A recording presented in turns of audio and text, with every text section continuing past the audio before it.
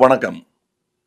திரு KP அவர்களை பற்றி ஒரு குறிப்பிட்ட நாளில் பேச வேண்டும் என்று 9ஆம் தேதி அவர் பிறந்த நாள் என்றெல்லாம் சொல்லி நினைவுபடுத்துகிறார்கள். எனக்கு அப்படி நினைவு கூறும்படி குறித்து வைத்துக் கொள்ளும் நாட்கள் என்று எதுவும் கிடையாது. நான் அவரை பற்றி பேசாத நாளே கிடையாது என்பதுதான் உண்மை. என்னை தெரிந்தவர்களுக்கு அந்த உண்மை தெரியும். என்னை பொறுத்தவரை திரு கேபி அவர்கள் எனக்கு என் வாழ்வில் சில முன்னேற்றத்தை தந்தார் என்பதற்காக போற்றப்பட வேண்டியவர் மட்டுமல்ல. என்னைப் போல பல நடிகர்களை, பல நட்சத்திரங்களை தனக்கேதும் பயனில்லாத பொழுதும் தாம் செய்யும் தொழிலுக்கு பயனுள்ளதாக இருக்கும் என்பதனால் அறிமுகப்படுத்தியவர். அந்த அளவுக்கு விடாமுயற்சியாக புதுமைகளையும் புது முகங்களையும் அறிமுகப்படுத்திய வேறு எந்த இயக்குனரும் எனக்கு சட்டென்று நினைவுக்கு வரவில்லை. நானும் கிட்டத்தட்ட 60 வருடங்களாக இத்துறையில் இருக்கிறேன்.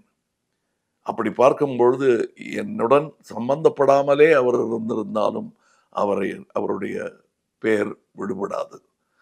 அதுவும் என் வாழ்வில், என்னை போன்ற பலரின் வாழ்வில் அவர் செய்திருக்கும் மாற்றங்கள் மறக்க முடியாதவை. என்னுடைய நடிப்புலக வாழ்க்கையில் ஆகட்டும், என்னுடைய ஒரு கட்டுப்பாடுடன் செயல்படும் விதத்தை கற்றுத்தந்ததாகட்டும், எல்லாமே அவரிடமிருந்து கற்றதுதான். என்னை போல் இதை சொல்வதற்கு நிறைய நடிகர்களும் தொழில்நுட்ப கலைஞர்களையும் அவர் உருவாக்கி வைத்திருக்கிறார். அவர் குடும்பம் என்று சொல்லிக்கொள்ளும் அளவிற்கு அவருடைய வீட்டு காம்பவுண்ட் வாலுக்குள் அடங்காத ஒரு பெரிய குடும்பத்தை அவர் உருவாக்கி வைத்து விட்டுத்தான் போயிருக்கிறார் என்பது கூட எங்களுக்கு சொல்ல வாய் கூசுகிறது. எங்களுடன் இருக்கிறார். அவர் வாழ்க. இன்று அவர் பிறந்த நாள்.